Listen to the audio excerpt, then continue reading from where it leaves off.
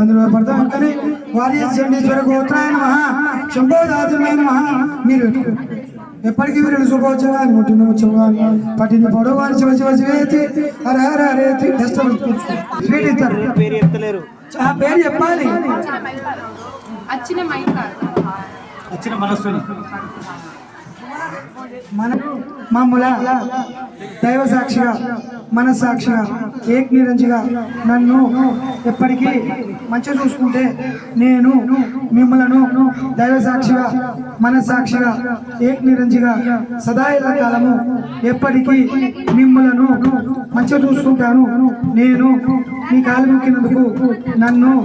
దేవుని కళ్యాణమైనాక తీర్థయాత్రలు